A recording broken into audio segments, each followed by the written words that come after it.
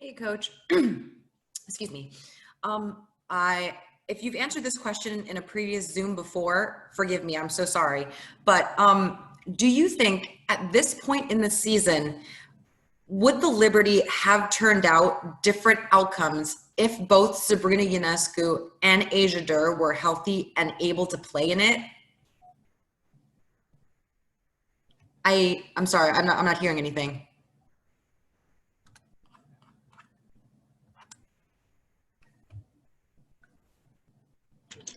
I don't know why it's doing it. There we go. Can you hear me? Yep, there we go. Okay.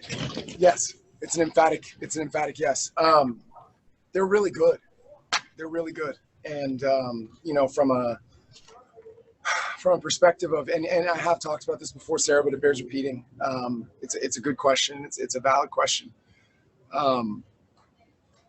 Having the way that Sabrina can bend and stretch a defense, it really changes kind of the gravity that everyone else has. It makes everybody's life easier. And Asia's ability to create a shot, and her energy and her calmness, those two are missed for sure. It's not to take anything away from this group, but there's no doubt in my mind that yes, that would undoubtedly have changed some things. I mean, I don't know how many people have had 33 7-7 in their entire careers, and Sabrina did it in her second game.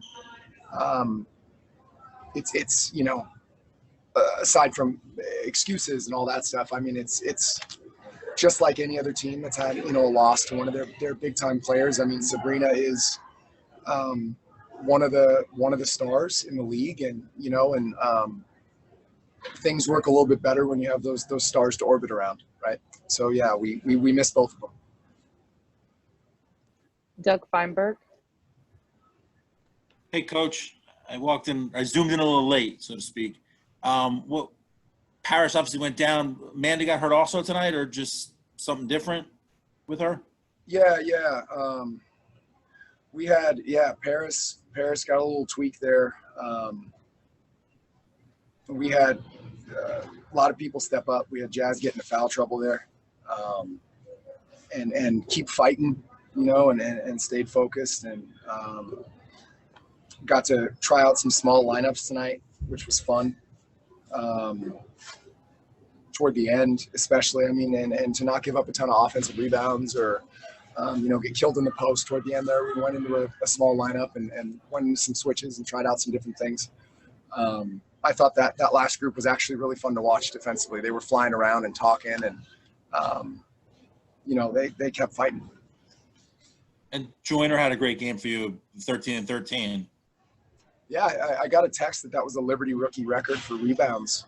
And the 5 offensive, was really impressive. And one of the things we talked about with her at the end of the game there, or at the after the game in the locker room, was just, the 1 of 7 from 3. Joy is so good at getting downhill. Joy's one of the players who actually, I really tell to get downhill as much as possible.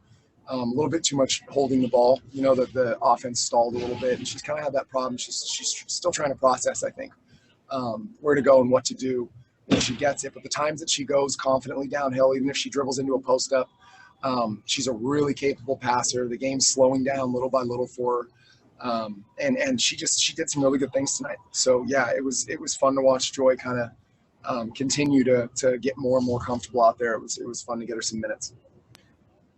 Jackie Powell.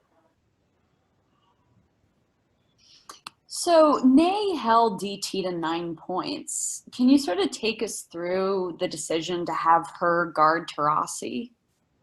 Yeah, I mean, Nay's who we put on anyone that we want to try to slow down. And like I've said to you guys before, the best hope against the really, really good players is to just try to limit the good looks.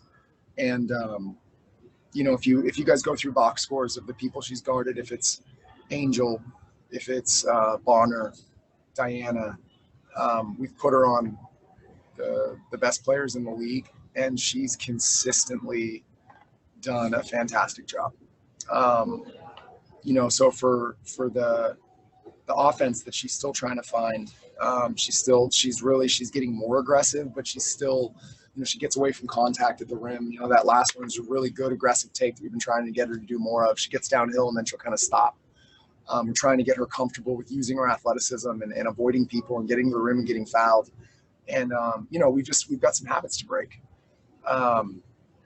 But she's shooting the three confidently. She took that one, got 7 boards again, 4 offensive. I mean, she's really, really bright future for Nay. But her defensive efforts consistently this entire season have been phenomenal.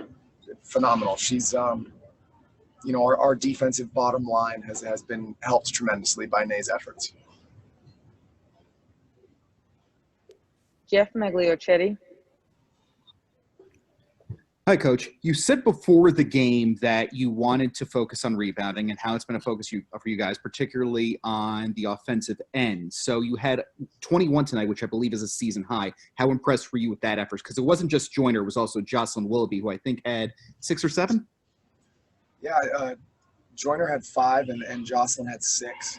Nay had 4. I mean, it was – and Paris had 2 in 4 minutes. She had 8 rebounds last game. She's a tremendous rebounding guard. Yeah, I mean, that stood out for us. The only having 9 turnovers stood out. I mean, it still led to 14 points.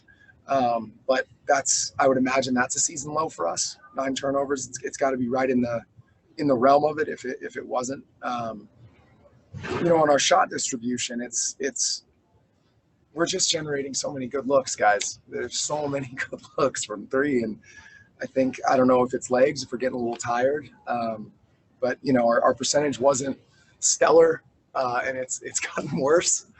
But, the thing that we're trying to get to here is determine what are the ways that we can create those looks, when we do have our fresh legs, and shooters in there. And they're really doing a great job creating these shots. And I think that, they're just not dropping. You see them drop against Chicago and we score 100. And it's like, it's exciting to see that they're getting to the line at the rate that they do. We're not settling for as many long 2s. And the fact that they're staying confident and continuing to shoot those shots is great.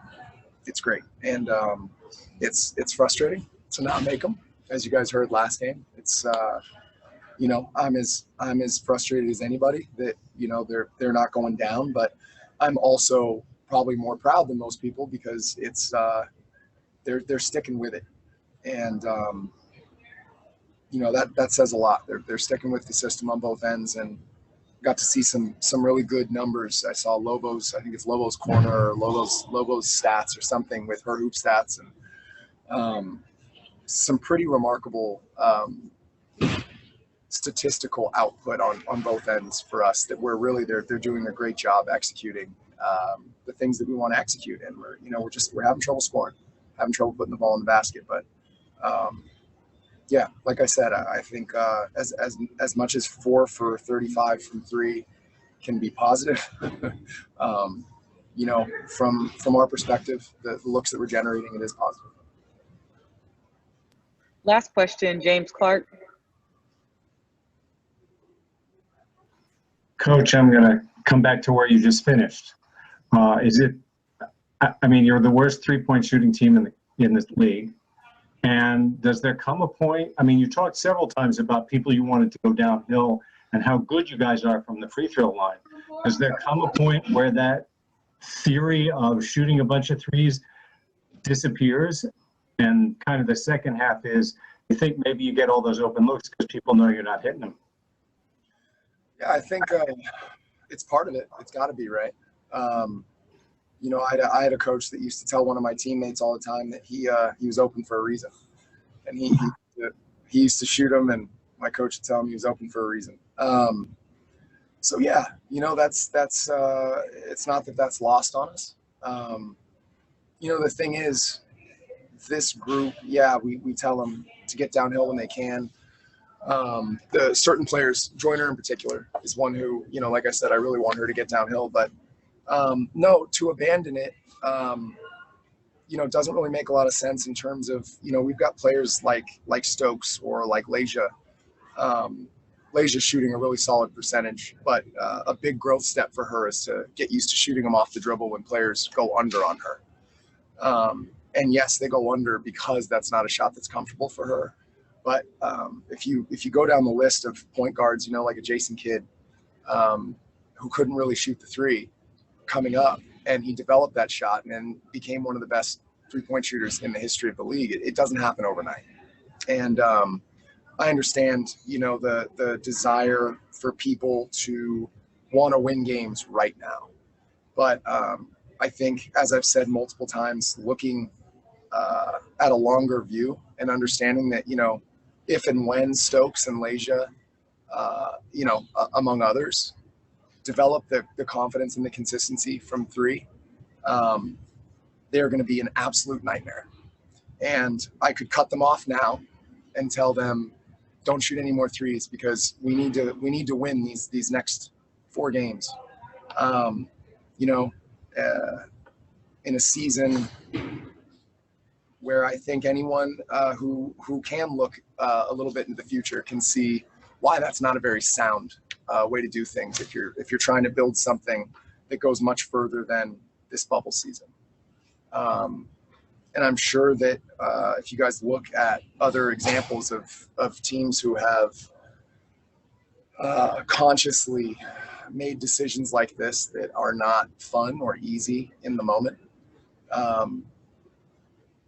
I think that it's probably a lot easier to do what some people are calling for, which is to abandon and jump ship.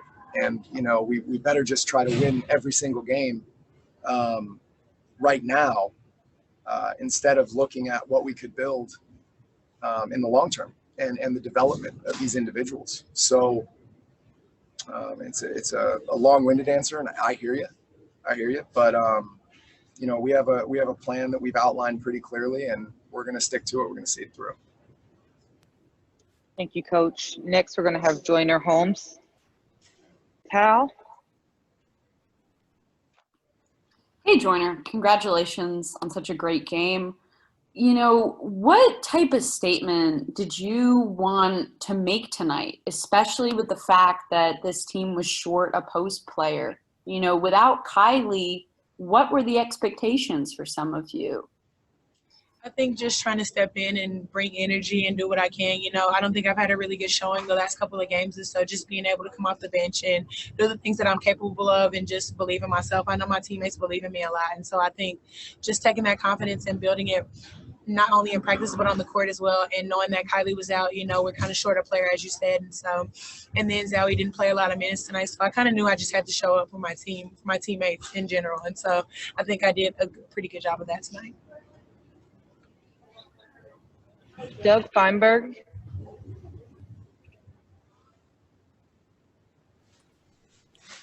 Hey, Joyner, you set apparently the rookie record for rebounds tonight for the Liberty. A lot of that's just hustle. What were you seeing tonight? Were you just being aggressive, going for the ball? What was your mindset as far as rebounds went?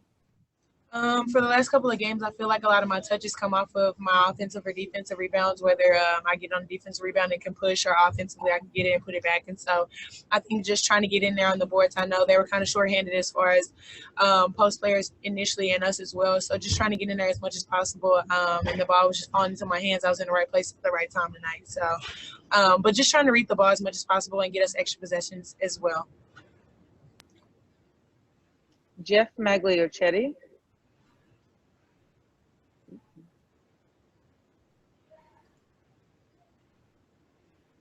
Sorry about that. Hi, Joyner. You can hear me, right? Mm-hmm. Okay. First of all, congrats.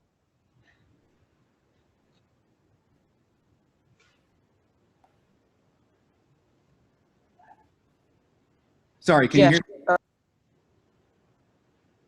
Hello? Yeah, I can hear you now. Okay, I'm sorry about that.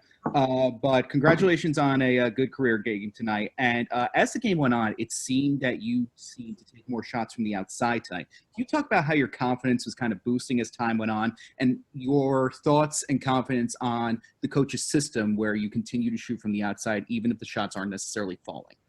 Yeah, I mean, I kind of hit one early, so I was kind of feeling it a little bit, but I did go cold from the 3-point line. I think just talking to my coaches and reviewing my game as a whole, like I kind of got to attack more because that's what I'm really good at. But I think the system is really free for all. I really enjoy it. We just kind of got to get the spots and get moving and don't become stagnant because I think that's where we kind of take possessions off. But in general, I think the system is really good, especially for the players that we have. I mean, we're able to run pop out. We can get good shots. And I think kind of sort of that's really what we're looking for is driving kick to the nail and get open threes. And so I don't think we shot really well from the 3-point line tonight, but just building confidence as the game goes and just seeing things that other teams aren't seeing and trying to get us into open spots and get people in the right position so that you can fill the floor and get people for open threes. Thanks, Joyner. Next, we're going to have Layshia Clarendon. Thank you. Reminder to please. Oh, my hair.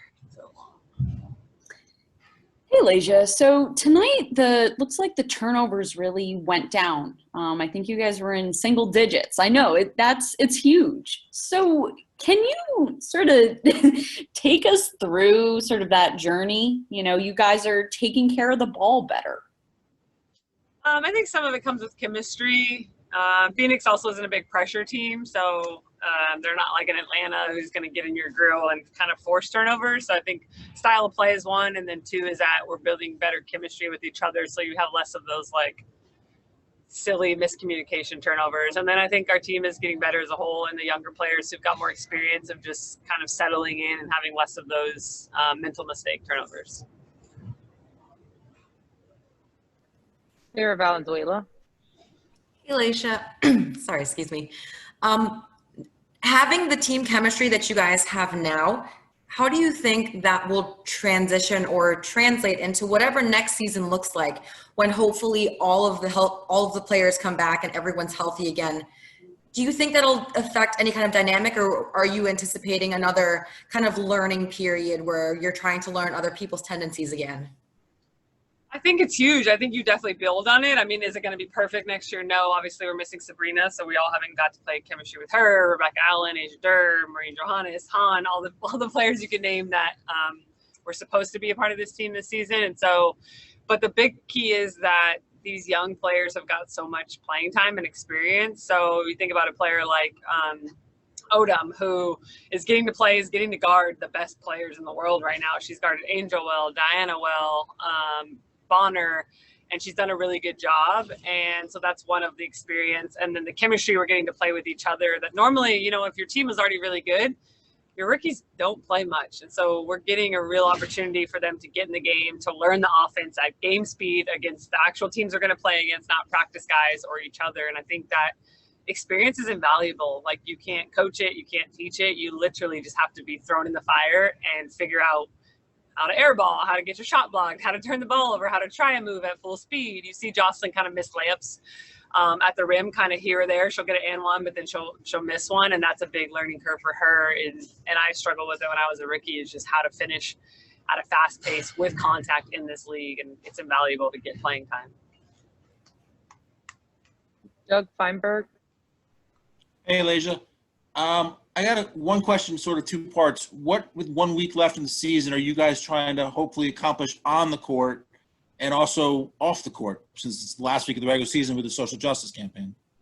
Yeah, staying healthy, continuing to build. Obviously, we want to win. We want to get some more wins for our record, but it's a building year. And so ultimately it's just to keep getting better. And tonight we did that with the turnovers. With taking our 35 threes, you see players passing up less three-point shots. We had a couple that might have been forced, but that's a better thing for us to have players really attacking and looking to shoot threes than kind of like hesitating and not being comfortable. So obviously we shot 4 from 35, not the percentage we want to shoot the last few games, but we're generating the right shots we want. We're just not making them right now. And we know that we're going to get better in the future at that. And so those little things about our details, our guards got through screens really well tonight. We went over and we went under. Another good thing we're trying to continue to get better at. So just all those little details that we know when we hit shots next year in a game like that, if we hit, 5 of those threes, it's a different story tonight because we did a lot of really good things. And then off the court, obviously continue our dedication to say her name. And then looking at like a longer strategy around voting is a lot of the conversations we're having right now. So I don't know if you'll see that technically come out this week, but those are a lot of the behind the scenes conversations of how do we continue to mobilize around politics, around November, around our local elections, around Senate seats. That's not an easy thing to take on for the Social Justice Council. Great. Thank you, Layshia, and thank you all. We will send the recording shortly.